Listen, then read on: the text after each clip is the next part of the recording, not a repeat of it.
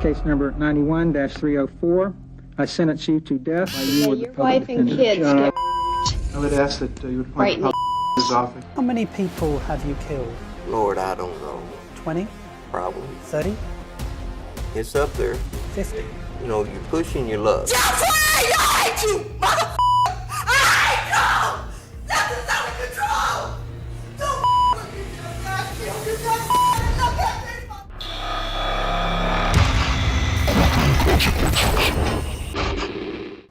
This is Ricardo Richard Leyva Munoz Ramirez, also known as Night Stalker. He terrorized California from June 1984 to August 1985. Richard Ramirez's whole trip was to hide in a tree or hide behind a fence and watch his victims at nighttime and wait into the wee hours of the night. And then, while they slept, creep in and kill them.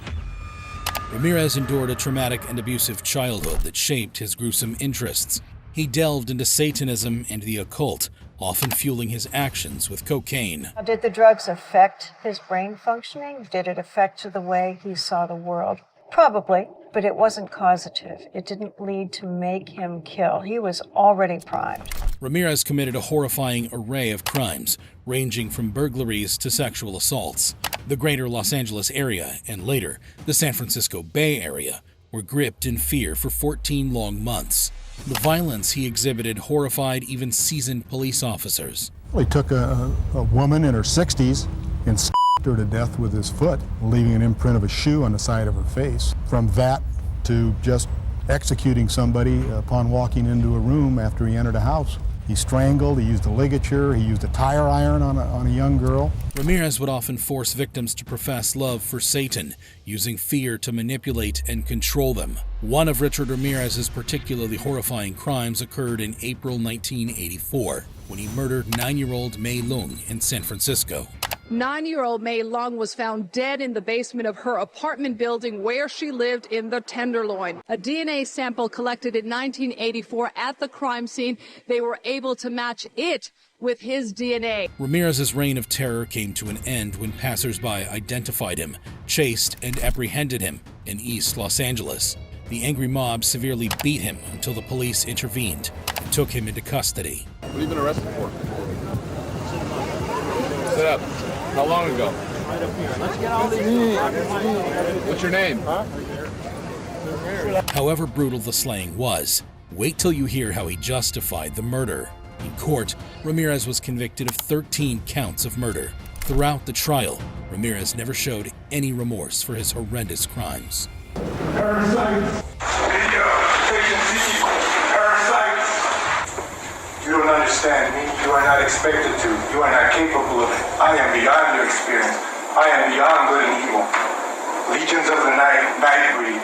Repeat not the errors of Nightcrawler and show no mercy. I will be avenged. Lucifer dwells within us all. That's it. While in custody, Ramirez initially claimed not to know why he committed the relentless killings. Why did you kill those people? No comments. No comments. I cannot answer that at this time. But he later provided some insight into his motives. They are desires where if I didn't give in to them, I would be crushed by them. I believe in the evil in human nature. This is a wicked world. And in a wicked world, wicked people are born. I'm not going to blame society, my race, or people, or anything. It is up to the individual like myself to keep on knocking on whatever door they want to get into. A serial killer comes about by circumstances and like a recipe, poverty, drugs, child abuse. These things contribute to a person's frustration and anger. At some point in life, he explodes. On June 7th, 2013, Ramirez passed away in a California hospital due to complications related to B-cell lymphoma. However, Ramirez wasn't the first serial killer to appear in court. Like in the case of Eileen Carol Wuornos. I'm okay. God is going to be there. Jesus Christ is going to be there. All the angels and everything.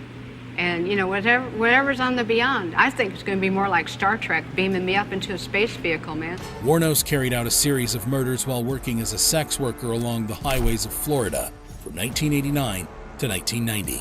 She fatally shot and robbed 7 of her male clients, but her claims added a twist to these crimes. She argued they were acts of self-defense. You sabotaged my society and the cops and the system. A woman got executed and was used for books and movies and And that's a hell of a lot of men I went through before the next jerk came along and I used protection. It was self-defense. Yeah. Did you kill those 7 men? I killed them. I didn't murder them. Explain the difference to me. Okay, murder is first-degree murder in intent, and killing is something you have to do in defense. So you're saying that all 7 of those homicides were justifiable? In my belief, yes. Wuornos's father was in prison when she was born, and her mother abandoned her and her brother when she was 4. She suffered abuse from her grandfather and his friend, and was pregnant at 14. She had to give up her baby and leave school. She had no one to support her and became a sex worker. Aileen Wuornos' killing spree targeted men between the ages of 40 and 65. However, her reign of terror came to an end with her arrest in 1991 due to an outstanding warrant. Her friend and lover, Moore, collaborated with the police, aiding in obtaining a confession from Wuornos, and later testified against her. We were sitting on the floor watching TV, and she just come out and said, "I have something to tell you." And I asked her what, and she said that she had shot and killed a man that day. However, what Wuornos did in the courtroom was even crazier. Initially, during questioning, Wuornos denied responsibility for her actions. However, after spending a decade on death row, she changed her mind. I robbed him and I killed him as cold as ice.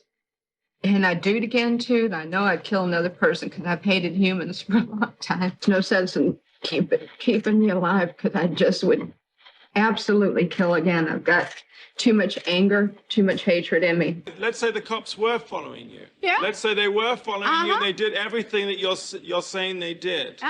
Nonetheless, you killed 7 men. Yes, and you I'm did. asking you, what got you to kill the 7 And men? I'm telling you because the cops let me keep killing them, Nick. Don't you get it? I am sorry that my acts of self-defense ended up in court like this, but I take full responsibility for my actions. It was them or me. I am sorry for all the pain that my actions have caused. I am prepared to die if you say it is necessary. I sentence you in case number 91-463 to death for the murder of Troy Burris. Thank you. Probably see, I'll be up in heaven while y'all are rotting in hell. Okay, there will be an automatic appeal. You have the right to an appeal. May with the your public wife and defender. kids I would ask that you would Right, point the public office. After enduring years on Florida's death row, she was executed by lethal injection on October 9th, 2002. However, while some may attribute Wuornos' actions to her terrible upbringing, it pales in comparison to the unfathomable behavior of Gary Ridgway, known as the Green River Murderer, who was charged with multiple murder charges in Washington. He killed at least 48 people, primarily targeting prostitutes and young runaways. Ridgway's upbringing was marked by violent conflicts between his parents. He regularly sought the company of prostitutes, eventually leading him down a path of abduction, murder, and disposing of his victims in the Green River. If you thought Ridgway's crimes were reprehensible, brace yourself for his shocking conduct during the proceedings. In 2003, Gary Ridgway was arrested. He pleaded guilty and was sentenced to life in prison. I killed the 48 women listed in the state's second amended information. I picked prostitutes as my victims because I thought I could kill as many of them as I wanted without getting caught. Is that true? Yes. And Mr. Ridgway, is it your desire to plead guilty to the 48 charges of aggravated murder in the first degree because you believe that you are guilty of each of those offenses? Yes. The courtroom was filled with emotion as victims' relatives told him what they thought about him. You had said your memory, when it comes to all of the women you took, was gone. Our memory is not. In your words, you said that they didn't mean anything to you, but she meant everything to us. She was a mother, she was a wife, she was a sister, and we miss her. I wish for him to have a long, suffering, cruel death. He's gonna go to hell, and that's where he belongs. Remarkably, in the midst of the seething emotions, a Christian father named Robert Rule, who had lost his daughter Linda Jane to Ridgway, did something different. to live up to what I believe, and that is what God says to do, and that's to forgive. And he doesn't say to forgive just certain people, he says to forgive all. So you are forgiven, sir. This act of forgiveness from Rule moved Ridgway to tears. That was the only time he displayed any emotion in court. However, as we saw Ridgway's discontent with their sentence, it brings to mind the strikingly similar response of Jeffrey Dahmer. I didn't ever want freedom. Frankly, I wanted death for myself. Jeffrey Dahmer was a notorious serial killer and sex offender who terrorized Milwaukee, Wisconsin. Jeffrey Dahmer, also known as the Milwaukee Cannibal or the Milwaukee Monster, admitted to killing, mutilating, and eating 17 young men over a period of 13 years. Saving the skeletons, preserving other parts. One thing led to another. It took more and more deviant type behaviors to satisfy my urges. And so it just spiraled out of control. Why the cannibalism? That was another step. It made me feel like they were a permanent part of me. Besides the just mere curiosity of what it would be like, it made them feel that they were a part of me, and it gave me a sexual satisfaction to do that. Dahmer's reign of horror came to an end when Tracy Edwards, a man who was supposed to be his next victim, escaped and alerted the police. The officers followed Edwards to Dahmer's apartment, where they discovered shocking evidence of his atrocities. Dahmer was promptly arrested. A thorough search of his apartment revealed more horrifying items. Police removed boxes and boxes of body parts, evidence of what appears to be a psychopathic mass murder. Authorities also took out a barrel of what they think is acid. Police are reluctant to reveal exactly how many victims there might be, but knowledgeable investigators say it could be more than a half a dozen. As if Dahmer's offenses weren't enough, his demeanor in court will leave you dumbfounded. Dahmer faced multiple charges of first-degree murder and additional charges in Ohio. Dahmer also gave a rare glimpse into his twisted mind and what drove him to become the Milwaukee Monster. Was this about some kind of desire to keep these people with you, not to be abandoned, not to have them leave? I think that did play into it, but there was a big element of wanting complete control over someone, not having to consider their wishes, being able to keep them there as long as I wanted. Contrary to what one might expect, Dahmer said that he did not enjoy killing people. Was it the killing that excited you, or is it what happened after the killing? No, the killing was just a means to an end. That was the least satisfactory part. I didn't enjoy doing that. In 1992, he was found guilty of 15 homicides in Wisconsin and received 15 life sentences. He also got another life sentence for a homicide he committed in Ohio in 1978.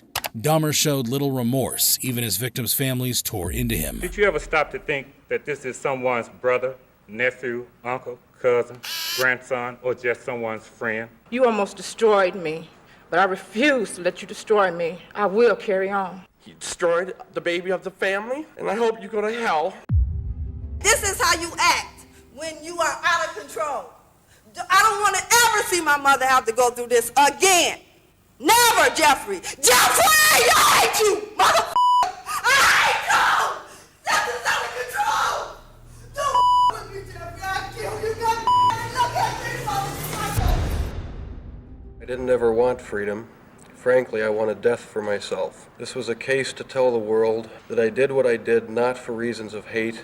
I hated no one. I knew I was sick or evil or both. Now I believe I was sick. I tried and failed and created a Holocaust. And if I could give my life right now to bring their loved ones back, I would do it. I am so very sorry. I deserve whatever I get because of what I have done. On November 28, 1994, Dahmer met his end when Christopher Scarver, another inmate at the Columbia Correctional Institution in Portage, Wisconsin, beat him to death. However, Dahmer isn't alone in his actions. Let's not forget the infamous incident involving Tommy Lynn Sells. I like to use a knife. Gun is too violent. Just fit my hand well. An American serial killer infamous for his heinous crimes and facing charges for multiple murders in Texas. While convicted of one murder, authorities suspect he may be linked to a staggering 22 killings. Sells says he's not sure about the exact number, but claimed responsibility for ending over 70 lives. How many people have you killed? Lord, I don't know. 10? Yeah. 20? Probably. 30? It's up there. 50? But see, I'm not Billy the Kid making notches on my holster, so I know it's been a lot. Sells had a troubled childhood, marked by alcohol abuse, drug addiction, and sexual molestation. His grandfather introduced him to alcohol when he was only 7 years old, and his mother encouraged him to have a sexual relationship with an older man named Willis Clark. Sells became a wanderer at 14, traveling across the country and committing various crimes. One of his most horrific acts was the murder of Kayleen Katie Harris on New Year's Eve, 1999. He sexually assaulted her and stabbed her to death. He also tried to kill another girl, Crystal Searles, but she survived despite having a cut throat. But brace yourself for an even more disturbing revelation. Sells twisted justification for the brutal slaying. Sells admitted that he enjoyed killing because it gave him a thrill. First time I killed somebody, it was such a rush. It was just like that shot of dope. Every time I did it, it was that rush again. And I started chasing that high. He also attempted to justify why he targeted children. You also killed children. Some got killed, yes. Now, why would that happen? I didn't want them to live through the pain I lived through.